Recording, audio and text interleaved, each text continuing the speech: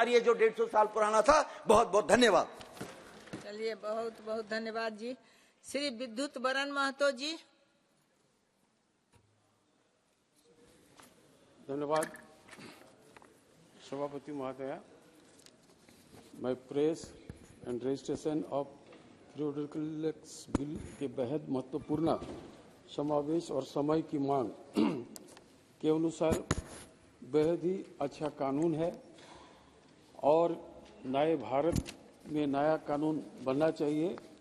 और देश की यशस्वी प्रधानमंत्री जी भाई नरेंद्र मोदी जी के आने के बाद पिछले कई वर्षों से समाज के विभिन्न क्षेत्र में जिस तरह उन्होंने देश की आगे किस तरह इसकी हर तरह से लोगों की सेवा, फायदा और बेहतर सुशासन हो, उसके लिए उन्होंने हमेशा चिंता की है।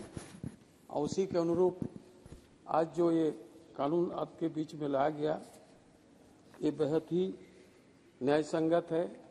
सबसे पहले तो मैं सरकार को और देश के यशस्वी प्रधानमंत्री भाई नरेंद्र मोदी जी को और माननीय मंत्री भाई अनुराग ठाकुर को धन्यवाद देना चाहूँगा, जिन्होंने प्रेस पर अंग्रेजी शासन की उस काले अध्याय को समाप्त कर भारत शासन की स्थापना की है और समाज की एक नया दिशा देने का उन्होंने शुरुआत की है।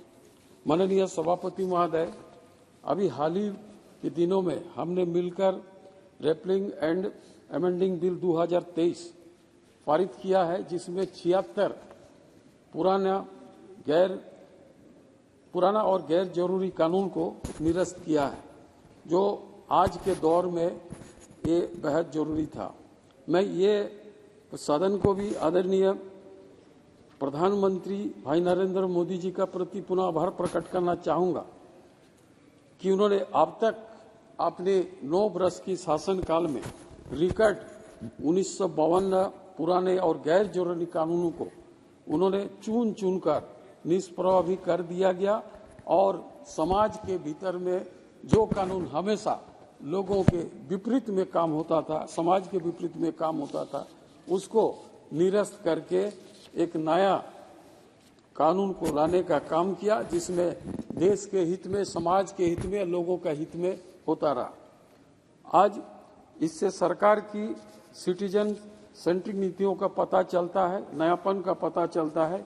माननीय सभापति महोदया, अभी भी देखिए कि जब हम देश के हित में इतने महत्वपूर्ण विधेयक पर चर्चा कर रहे हैं तो हमारे विपक्ष जो है पूरा गायब है और उन्होंने अक्सर सरकार के ऊपर लांछना देते रहते हैं और जाके विदेश में कहते हैं कि हमें यहाँ बोलने नहीं देता, भारत की लोकतंत्र खतरे में है। और जब संपूर्ण सामान्य है तो उनके पास समय नहीं है और पूरा वॉकआउट करके बाहर में बैठे हुए। माननीय सभापति महोदय, इसका आचरण और सदैव नागरिक विरोधी रहा है। उन्होंने 2014 से पहले की शासन में गैर जरूरी कानून निरस्त करना तो दूर की बात है, बल्कि नए कानून को भी इस तरीके से बनाते थे, इसमें आम जनमानस को भी सिर्फ और सिर्फ दिक्कत का सामना करना पड़ता था, जो समाज के लिए एकदम विपरीत थे और पूरा हितकारी नहीं थे। माननीय महोदय, ये पर मैं सदन में बताना चाहूँगा कि 2014 के पूर्व यूपी 2 के सरकार में प्रेस से जुड़े उन कानून को बदलने का ये निरंतर प्रयास किया गया था, लेकिन अफसोस ये तो भला हुआ कि लोग इस कानून को पारित नहीं कर पाया। अन्यथा यहाँ की इस कानून में 1867 अंग्रेज कानून का कुछ भी भिन्न नहीं था। उन्होंने जनता को प्रताड़ित करने उस कानून को 50 से ज्यादा क्लाउज रखे हुए थे। कोई चीजों में जेल प्रावधान का जस का तस रखा गया था, जिसमें रत्ती भर यहाँ की लोगों की, यहाँ के आम जनों की सुविधा से परे था, बल्कि और घातक होना था, जिसका चलते इस कानून वर्तमान में हमारे मोदी जी की सरकार ने उसका पूरा देख रेख के समाज के हित में, लोगों के हित में, जिसमें बेहतर हो उसको ध्यान में रखते हुए इसको लाने का काम किया। माननीय सभापति महोदय, विपक्ष के बार बार वर्तमान सरकार पर नहीं बोलने देने का आरोप लगाते हैं। मैं यहाँ आपके माध्यम से सदन से ये भी बताना चाहता हूँ कि प्रेस से जुड़े अपने कानून में कॉलेज और यूनिवर्सिटी के निकलने वाले छात्रों को पत्र पत्रों को भी कानून के दायरे में लाने का प्रयास किया। प्रेस के माध्यम से जो समाज के विरोधी तत्वों को उन्होंने बार बार प्रेस और मीडिया के माध्यम में हाईलाइट करके उन लोगों को जो समाज के घातक और उनके विपरीत काम करते थे, वैसे लोगों को भी पत्रिका के माध्यम से उसको हीरो जैसा बनाकर समाज के भीतर में लाने का प्रयास किया, जो काफी निंदनीय है। और हम उस समय उसका घोरदौर विरोध किए थे। आज भी ऐसे लोगों का विरोध करते हैं जो समाज का हितकारी नहीं होकर, देश के हितकारी नहीं होकर औरों के बीच में देश को बदनाम करने में जुटे रहते हैं। माननीय सभापति महोदय, ये विधेयक ईज ऑफ डूइंग बिजनेस और ईज ऑफ लिविंग बढ़ाने की दिशा में सरकार का एक नया सार्थक प्रयास है, जो काफी सराहनीय कदम है और मैं पूरे मन से इसको सराहना करता हूं। माननीय सभापति महोदय, मैं इतना सरल और अच्छा, इससे कोई भी आम आदमी आराम से इस चीजों को पढ़कर समझ सकते हैं। जिस चीज को लाया गया है, इसमें सबसे महत्वपूर्ण बात यह है कि पहले किसी भी पत्र या पत्रिका शुरू करने में 2 से 3 वर्ष माननीय सभापति महोदय लग जाता था, जिसमें लोगों का जो उत्साह वो भी घट जाता था और लोगों का दिक्कत भी काफी बढ़ जाती थी। लेकिन इस कानून लाने के बाद लगभग 2 या 3 महीने से इसको पूरा कर लिया जाएगा। जो उसका परेशानी लोगों का दौड़ने और लोगों से मिलने झूलने ना मिलने का समस्या मिलता था, उससे निजात पा जाएगा और कम समय में इसका शुरुआत कर सकेंगे।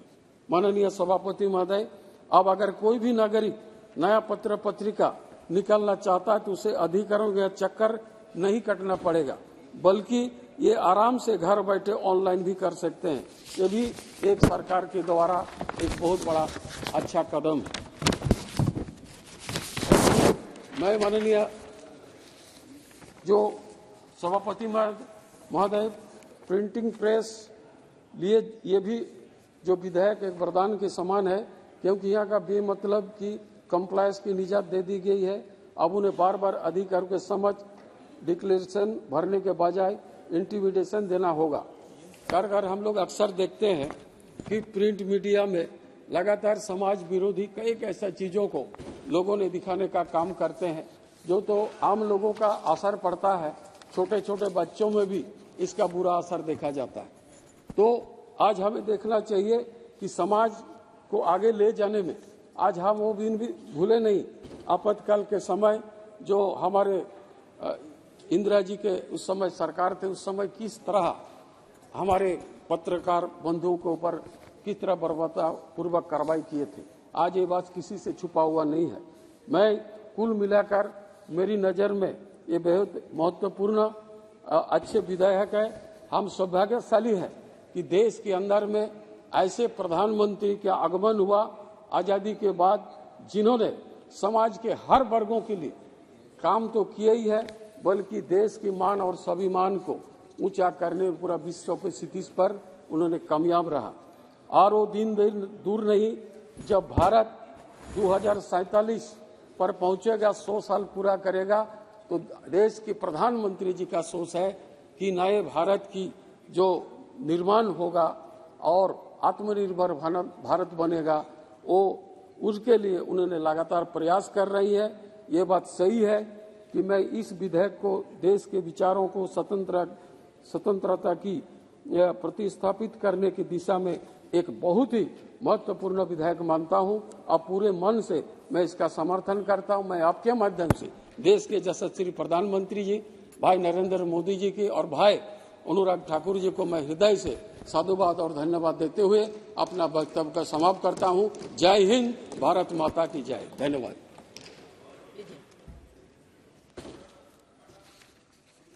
Your permission, I move the following, that this House, having taken a serious note